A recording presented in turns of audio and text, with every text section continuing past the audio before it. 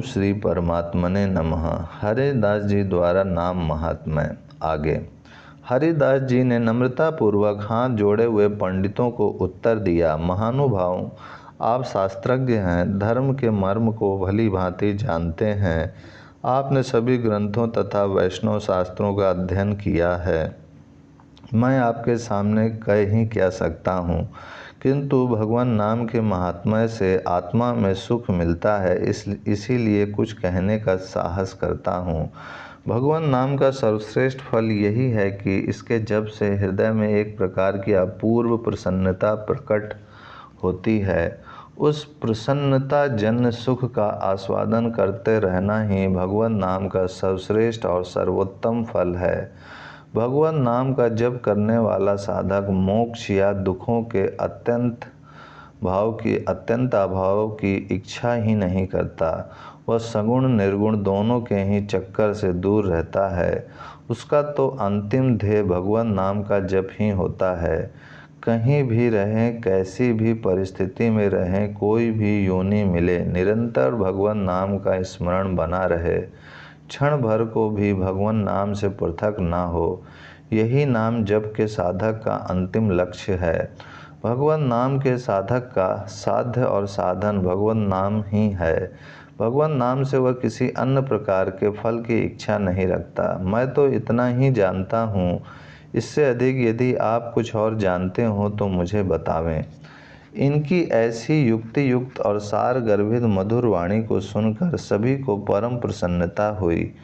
उसी सभा में गोपाल चंद्र चक्रवर्ती नाम का इन्हीं जमींदार का एक कर्मचारी बैठा था। वह बड़ा तार्किक था। उसने हरिदास की बात का खंडन करते हुए कहा, ये तो सब भावुकता की बातें हैं। जो पढ़ लिख नहीं सकते वे ही इस प्रकार जोरों से नाम लेते फिरते हैं। यथार्थ ज्ञान तो शास्त्रों के अध्ययन से ही होता है। भगवान नाम से कहीं दुखों का नाश थोड़े ही हो सकता है। शास्त्रों में जो कहीं कहीं नाम की इतनी प्रशंसा मिलती है वह केवल अर्थवाद है, यथार्थ बात तो दूसरी ही है। हरिदास जी ने कुछ जोर देते हुए कहा, भगवान नाम में जो अर्थवाद का अध्यारोप करते हैं वे शुष्क तार्किक हैं। वे भगवान नाम के महात्मा को समझ ही नहीं सकते। भगवान नाम में अर्थवाद हो ही नहीं सकता। इस पर गोपाल चंद्र चक्रवर्ती ने भी अपनी बात पर जोर देते हुए कहा, ये मूर्खों को बहकाने की बातें हैं। अजामिल जैसा पापी पुत्र का नारायण नाम लेते ही तर गया। क्या घट घट व्यापी भगवान इतना भी नहीं समझ सकते कि इसने अपने पुत्र को बुलाया है? यह अर्थवाद नहीं तो क्या है? हरिदास जी ने कहा, इसे अर्थवाद कहने वाले स्वयं अनर्थवादी हैं, उनसे मैं कुछ नहीं कह सकता। जोश में आकर गोपाल चक्रवर्ती ने कहा, यदि भगवान नाम स्मरण करने से मनुष्य की नीचता जाती रहे तो मैं अपनी नाक कटा लूँ। हरिदास जी ने भी जोश में आकर कहा, यदि भगवान नाम के जप से नीचताओं का जड़ मूल से नाश न हो जाए तो मैं अपने नाक कान दोनों ही कटाने के लिए तैयार हूँ। बात को बहुत बढ़ते देखकर लोगों ने दोनों को ही शांत कर दिया। जमींदार उस आदमी से बहुत असंतुष्ट हुए। उसे वैष्णव अपराधी और भगवान नाम विमुख समझकर जमींदार ने उसे नौकरी से पृथक कर दिया। सुनते हैं कि कालांतर में उसकी नाक सचमुच कट गई। इसी प्रकार एक दूसरी घटना हरि नदी नामक ग्राम में हुई। हरि नदी नामक ग्राम के एक पंडित मानी अहंकारी ब्राह्मण को अपने शास्त्र ज्ञान का बड़ा गर्व था। हरिदास जी चलते फिरते उठते बैठते ऊंच स्वर से हरे राम राम राम हरे हरे, हरे कृष्ण कृष्ण कृष्ण हरे हरे, इस महामंत्र का सदा जप करते रहते थे।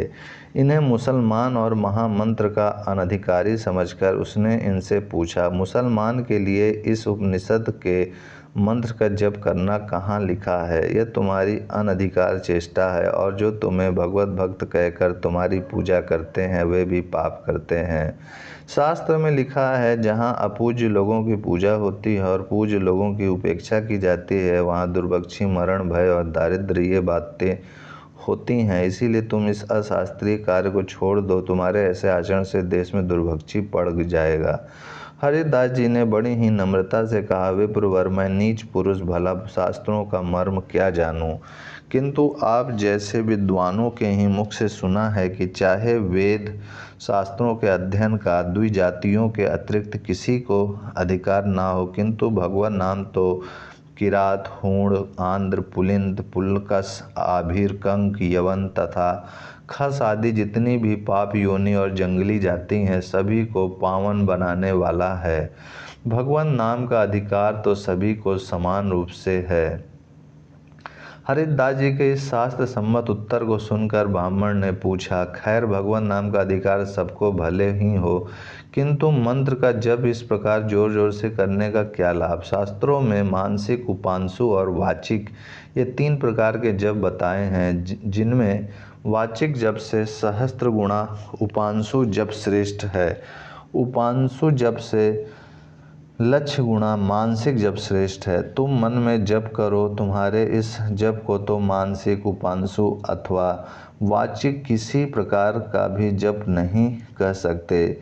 यह तो वैखरी जप है जो अत्यंत ही नीच बताया गया है। हरिदास जी ने उसी प्रकार नम्रता पूर्वक कहा, महाराज, मैं स्वयं तो कुछ जानता नहीं, किंतु मैंने अपने गुरुदेव श्री अद्वैताचार्य जी के मुख से थोड़ा बहुत शास्त्र का रहस्य सुना है।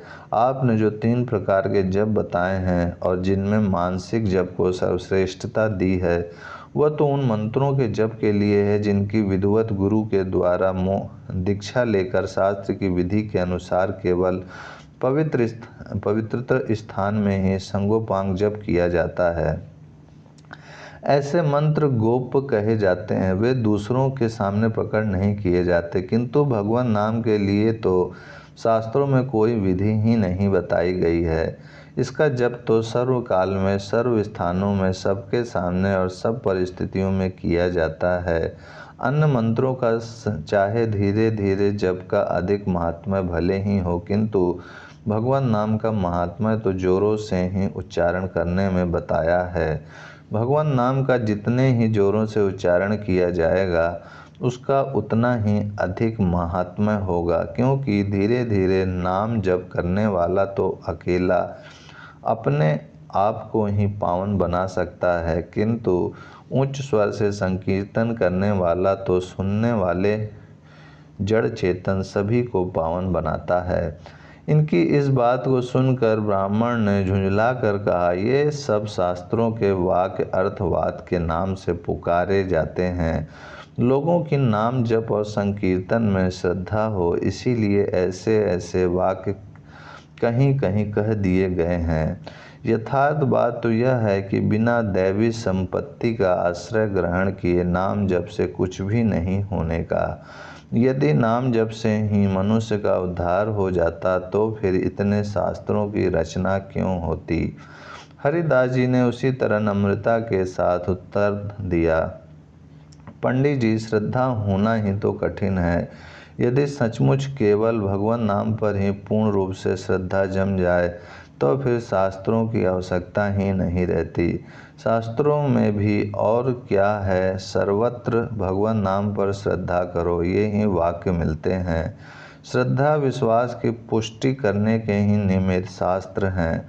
आवेश में आकर ब्राह्मण ने कहा, यदि केवल भगवान नाम जप से ही सब कुछ हो जाए तो मैं आपके नाक कान दोनों कटवा लूँगा। हरिदास जी यह कहते हुए चले गए कि यदि आपको विश्वास नहीं है तो ना सही, मैं तो अपने विश्वास की बात आपसे कही है। सुनते हैं उस ब्राह्मण की पीनस रोग से नाक सड़ गई और वह गल गल कर गिर पड़ी। भगवान नाम विरोधी की जो भी दशा हो वही थोड़ी है। संपूर्ण दुखों का एकमात्र मूल कारण भगवान नाम से विमुख होना ही तो है। इस प्रकार महात्मा हरिदास जी भगवान नाम का महात्मा स्थापित करते हुए गंगा जी के किनारे निवास करने लगे। जब उन्होंने सुना कि नवद्वीप में उदय होकर गौरचंद्र अपनी शीतल और सुखमय कृपा किरणों से भक्तों के हृदय को भक्ति रसा अमृत से सिंचन कर रहे हैं, तो ये भी उस निष्कलंक पूर्ण चंद्र की छत्र छाया में आकर नवद्वीप में रहने लगे। ये अद्वैताचार्य के कृपा पात्र तो पहले से ही थे, इसीलिए इन्हें प्रभु के अंतरंग भक्त बनने में अधिक समय नहीं लगा। थोड़े ही दिनों में ये प्रभु के प्रधान कृपा पात्र भक्तों में गिने जाने लगे। इनकी भगवान नाम निष्ठा का सभी भक्त बड़ा आदर करते थे। प्रभु इन्हें बहुत अधिक चाहते थे। इन्होंने भी अपना सर्वस्व प्रभु के चरणों में समर्पित कर दिया था। इनकी प्रत्येक चेष्टा प्रभु की इच्छा अनुसार ही होती थी। ये भक्तों के साथ पंडित का घर श्री कृष्ण संकीर्तन का प्रधान अड्डा बन गया। शाम होते ही सब भक्त एकत्रित हो जाते। भक्तों के एकत्रित हो जाने पर किवाड़ बंद कर दिए जाते और फिर संकीर्तन आरंभ होता। फिर चाहे कोई भी क्यों न आए, किसी के लिए किवाड़ नहीं खुलते। इससे बहुत से आदमी निराश होकर लौट जाते और वे संकीर्तन के संबंध में भांति भांति के अपवाद फैलाते। इस प्रकार एक ओर तो सज्जन भक्त संकीर्तन के आनंद में परमानंद का रसास्वादन करने लगे और दूसरी ओर निंदक लोग संकीर्तन के प्रति बुरे भावों का प्रचार करते हुए अपनी आत्मा को कलुषित बनाने लगे। ओम शांति शांति शांति।